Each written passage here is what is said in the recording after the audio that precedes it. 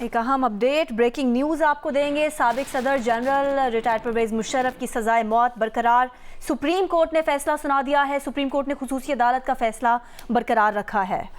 Supreme court نے خصوصی عدالت کا فیصلہ برقرار رکھا ہے۔ سابق صدر جنرل ریٹائرڈ پرویز مشرف کی سزائے موت برقرار، سپریم کورٹ نے فیصلہ سنا دیا ہے۔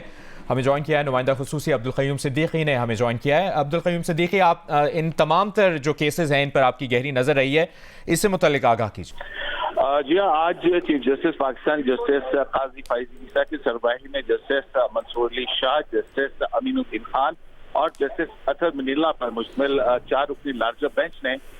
ان اپیلوں کا فیصلہ سنایا ہے۔ ایک تو جنرل پرویز مشرف کی اپیل تھی سزائے موت کے فیصلے کے خلاف، خصوصی عدالت نے جو ان کو سزائے موت سنائی تھی،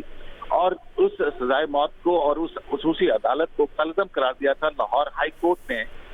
جسٹس مظاہر نقوی، جسٹس امیر الدین خان اور کے بینچ نے،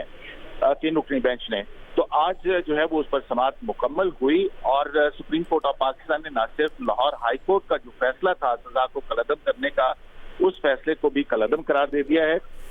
جبکہ جو جنرل ریٹائرڈ پرویز مشرف کو خصوصی عدالت نے سزائے موت سنائی تھی 2-1 کے فیصلے سے 2 جج صاحبان نے ان کو سزائے موت دی تھی، جبکہ جسٹس نظر محمد اکبر نے اس فیصلے سے اختلاف کیا تھا، اس فیصلے کو برقرار رکھا ہے۔ سپریم کورٹ آف پاکستان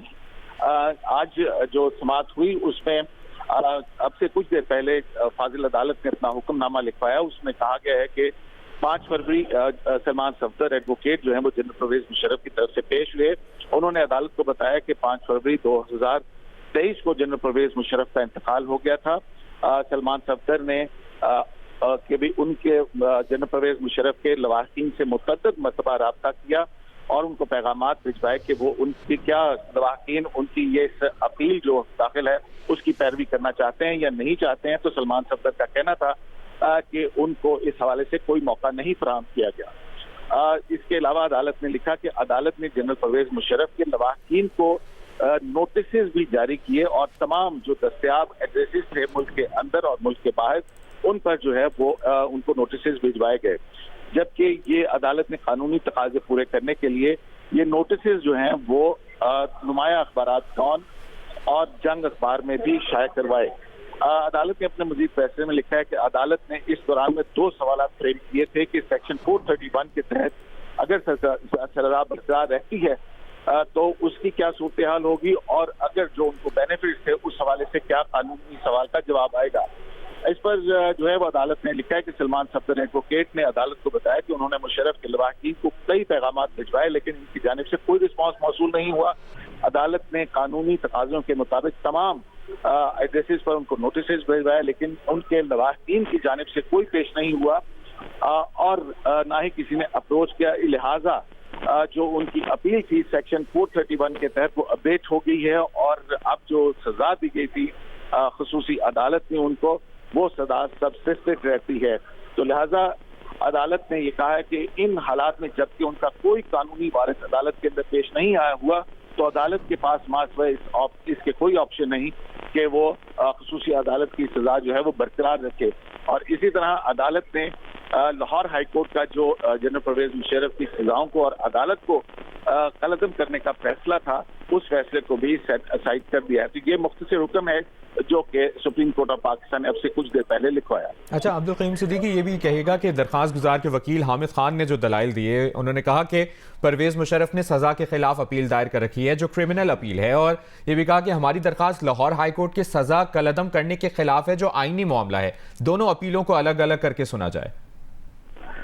جی ہاں بالکل، جب یہ سماعت شروع ہوئی تھی تو ان کا یہی کہنا تھا کیونکہ جو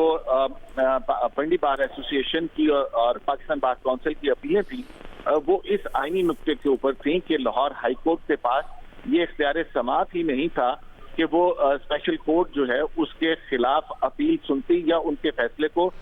جو ہے وہ کالعدم قرار دیتی، تو وہ اس کو جبکہ وہ اختیار سماعت کا معاملہ تھا اور جبکہ یہ سلمان صفدر کی طرف سے کرمنل اپیل داخل کی گئی تھی تو یہ 2 الگ الگ معاملات ہیں، ان کو الگ کر دیا جائے۔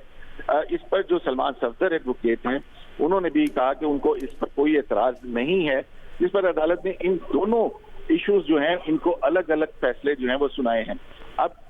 جو دونوں فیصلے ہیں وہ فیصلے اس کے مطابق लाहौर हाई कोर्ट का फैसला जो है वो सुप्रीम कोर्ट ऑफ पाकिस्तान ने कलअदम कर दिया है, उसको सेट असाइड कर दिया है, जिसमें सजाए मौत और खुसूसी अदालत को कलअदम करार दिया गया था। उसमें ये कहा गया कि लाहौर हाई कोर्ट को ये इख्तियार समाअत भी नहीं था कि वो ऐसा फैसला देती, जबकि जनरल परवेज मुशर्रफ की जो अपील की पैरवी के लिए, क्योंकि उनकी वफात हो गई थी, उनका इंतकाल हो गया था,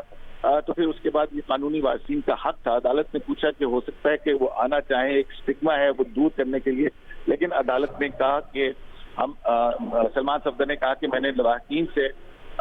मुतअद्दिद मरतबा राब्ता करने की कोशिश की, उनको पैगामात भिजवाए,